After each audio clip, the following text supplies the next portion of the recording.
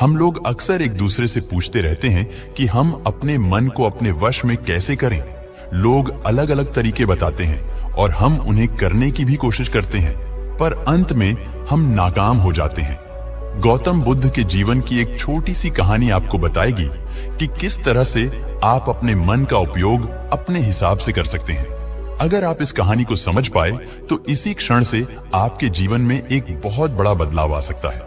एक बार गौतम बुद्ध एक नगर से गुजर रहे होते हैं। उस नगर में कपड़ों की एक बहुत बड़ी दुकान होती है। उस दुकान पर एक व्यक्ति बैठा होता है। बुद्ध की नजर उस व्यक्ति पर पड़ती है। वह व्यक्ति बड़ा दुखी नजर आता है। बुद्ध उसके पास जाते हैं और उससे पूछते हैं, श्रीमान, आप इतने दुखी क्यों हैं? वह व्यक्ति बुद्ध को देखकर उन्हें प्रणाम करता है और कहता है, क्या बताऊं बुद्ध, जब से मेरी पत्नी की मृत्यु हुई है तब से मैं अपने इस छोटे से बेटे को अपने साथ अपने दुकान पर ले आता हूं, पर उसका व्यवहार बहुत ही खराब है।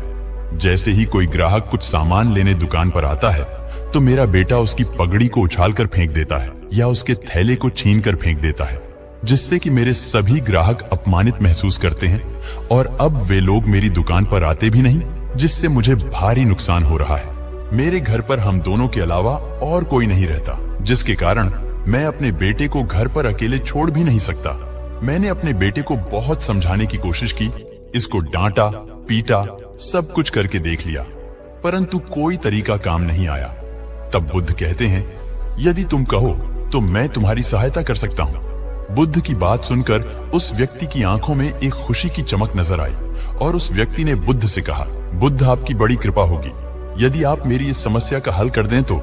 बुद्ध ने उस व्यक्ति से कहा, परंतु मैं जो भी करूंगा उसमें तुम दखल नहीं दोगे और न ही कोई प्रश्न करोगे। तुम्हें मुझे यह वचन देना होगा।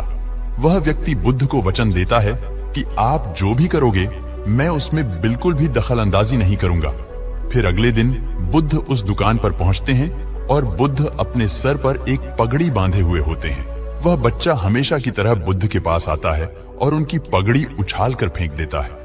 बुद्ध मुस्कुराते हैं और उस बच्चे से कहते हैं, बहुत अच्छे बेटा, अब जाओ और उस पगड़ी को उठाकर मेरे पास लाओ। वह बुद्ध की बात सुनकर उस पगड़ी को उठाकर लाता है और बुद्ध को वापस दे देता है। बुद्ध वहां से चले जाते हैं और अगले दिन बुद्ध एक लकड़ी और एक कुल्हाड़ी लेकर आते हैं और दुकान पर आकर बैठ जाते हैं।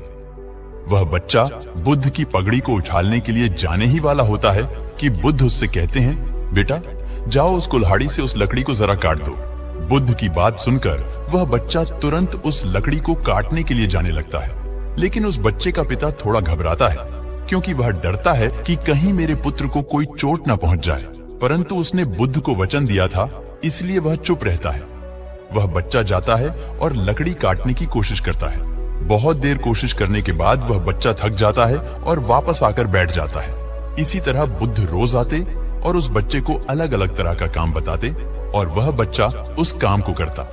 ऐसे करते करते बुद्ध को 7 दिन हो जाते हैं। अब वो बच्चा भूल जाता है कि उसे किसी की पगड़ी भी उछालकर फेंकनी है। बुद्ध 7 दिनों के अंदर उस बच्चे की उस आदत को बदल देते हैं और उसके पिता बहुत खुश होते हैं और बुद्ध को धन्यवाद देते हैं। जिन लोगों ने भी यह कहानी सुनी उनमें से ज्यादातर लोग यह सोच रहे होंगे कि इससे अपने मन को वश में करने का क्या संबंध है। मैं आपसे कहना चाहता हूं कि यदि आप अपने मन को खुद कोई काम नहीं बताओगे तो वह उस बच्चे की तरह अपने हिसाब से काम करेगा।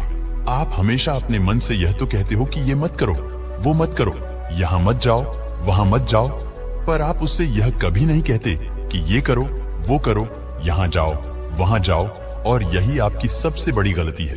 उस बच्चे की तरह हमारा मन भी हमारे वश में हो सकता है यदि हम उसे कोई काम बताएं, न कि उसे रोकने का प्रयास करें।